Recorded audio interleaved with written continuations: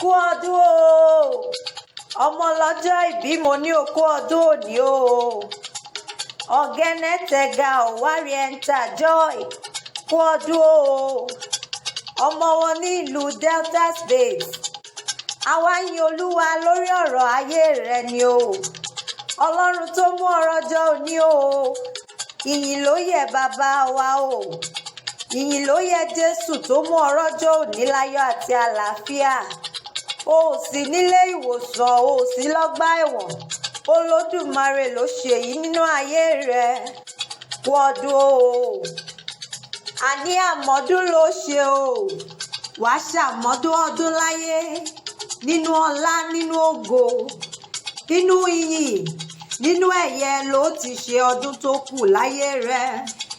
àwa yin Olódùmarè fún ọ ni òun ló mú ọrọ̀ jọ òní o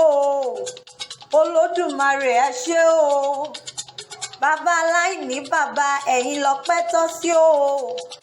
ọba tó mú ọ̀gẹ́nẹ́ tẹ̀gà rí ọjọ́ òní ìwọ la fi yìn fún o ọba tá ó máa bọ nílé ìwọ lọba tó ń bẹ lájò tó ń gbọ́ ẹkún gbogbo ènìyàn Ọlọ́run a yìn ọ́ lórí ọ̀gẹ́nẹ́ tẹ̀gà jẹ́ ó ṣàmọ́dún ọdún láyé ó ti jẹ́ orí ọjọ́ òní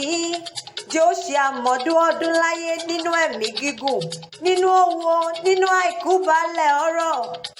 Olúwa yìn ọ́ o Olúwa gbọpẹ́ wa kó gba yìn wa lórí ọmọ rẹ ni ẹ ṣé o bàbá wa ẹ ṣé o Olódùmarè ẹ ṣé o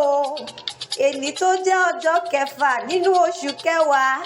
ọdún 2023 èní tí ń ṣọjọ́ ìbí ọ̀kan láwọn ọmọ rẹ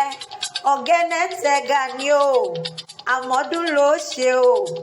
kú ọjọ́ ìbí o kú ọdún o.